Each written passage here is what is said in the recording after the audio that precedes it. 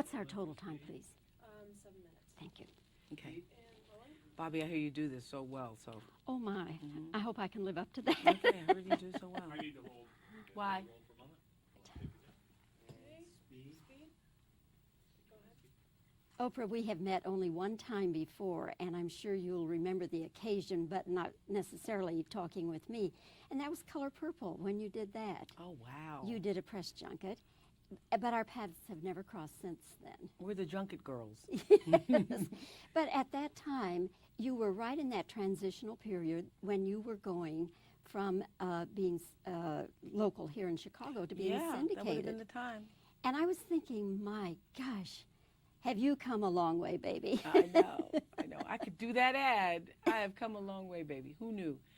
I sort of had no clue that my life could become what it has become, but I'm one of those people who trusts in the future. I believe that each one of us can claim a glorious future, not defining what it's going to be, but trusting that there is something bigger than yourself, and so you try to align yourself with that spirit. It's a beautiful segue into what we're going to talk about now, and that's your movie, Beloved, because that had to be a very difficult project to get off the ground. And I know that you did labor over it for what, 9 or 10 years? Yes, 10 years now.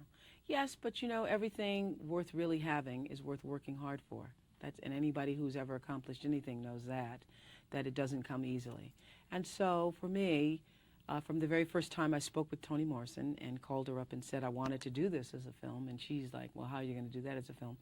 If I had known how difficult it would be, probably never would have even attempted it. If I'd known.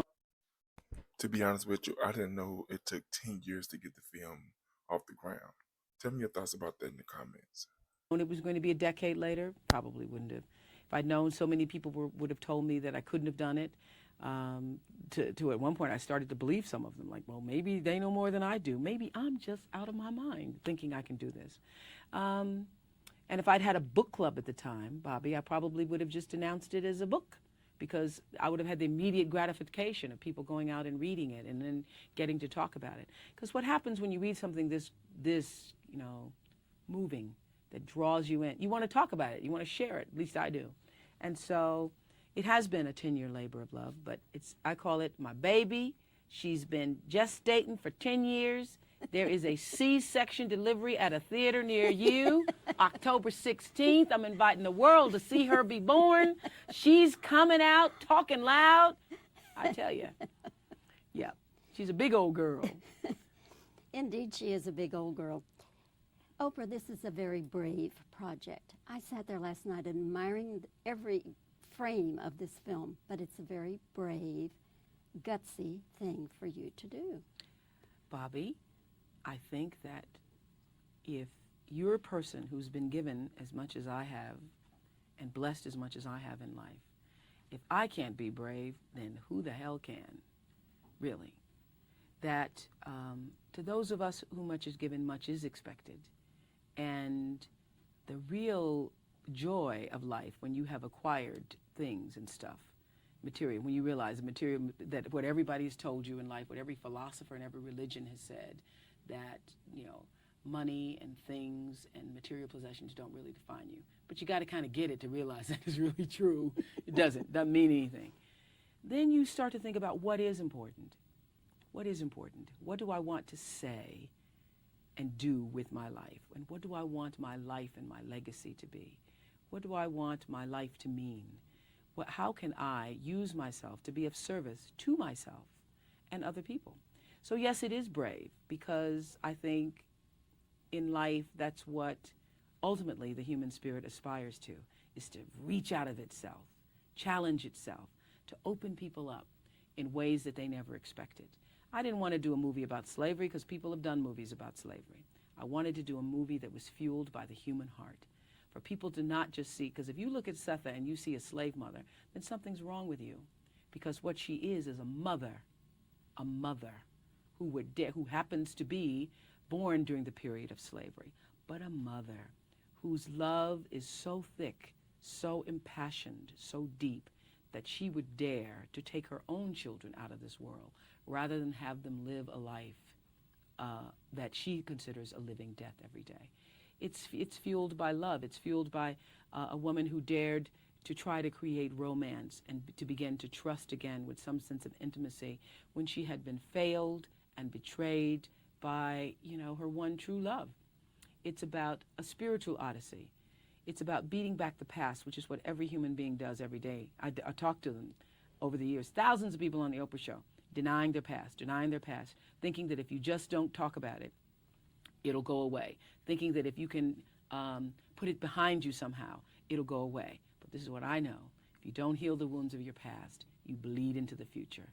And all of us, in some form or another, are bleeding. We bleed with alcohol. We bleed with our ambitions. We bleed with our jealousies. We bleed with covering it up with cigarettes. We bleed with, covering up with working too hard. We bleed because you just don't want to face the past.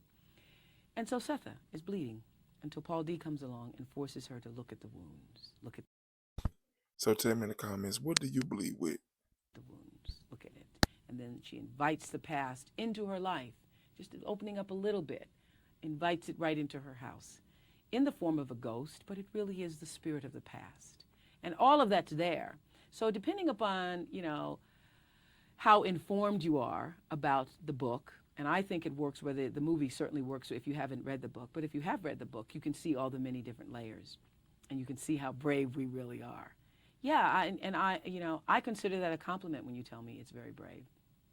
Because, I think that if I wanted to take the easy way out, I could have done it in 6 months. I could have gotten anybody to do it. It wouldn't have taken me 10 years to do it. It's brave because I wanted people to think. I want this movie to resonate with people. People say to me, I've been asked, what do you want people to feel when they go see this movie? I want you to feel whatever your heart allows you to feel. What I want is for people to go with a big old open heart and open mind. Don't go there trying to predict what this movie's going to be. Get your popcorn before, because you really can't afford to get up and leave because you miss a whole big block and you don't know what's happening for real. So I want people to bring their open minds and their open hearts. And no, you can't predict it from the very first scene when the dog hits the wall. You can't predict what's going to happen. That is most for movies, sure. yeah, most movies you can say, oh, he's going to leave her and she's going to leave and then they're going to come. You don't know. They go to the carnival and they come back. Who's in that yard? Who is she? So I love people coming with a big old open spirit and then taking away what they will. And everybody takes something different. Very quickly, I must ask you one Oprah Winfrey question, because you have just renewed your contract. Yes, ma'am. You're going to do the show for another how many? Run on. 2002, Bobby. You had to bring that up, didn't you? All right, and I have to know, the rumor is out that you have an exclusive interview with Monica Lewinsky. Do you have that coming up? No, that is just a rumor right now.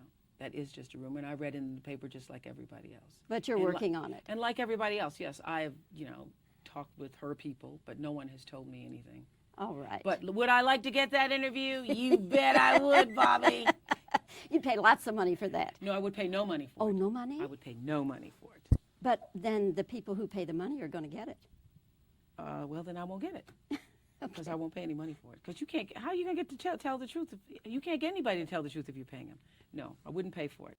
So if I can get it and not pay for it, then that's the way it would have to be. But no, I wouldn't pay for it. Oprah, you are the woman we all aspire to be. Oh, Bobby. I'm telling you, my dear, that's it. You are the woman we aspire to be. Thank you. Thank you, so and much. all the best of luck to you on this picture. Thank you. Bobby, This video raises questions and I need for you to be extremely honest in the comments when answering them. And just so you know, I have 3 questions. Number 1, what are your thoughts about Oprah, the actress? Number 2, what are your thoughts about Oprah, the talk show host? And number 3, what would you want your legacy to be? Now please be honest when answering these questions. Share this video with anyone you deem necessary. And don't forget to like and subscribe to the channel.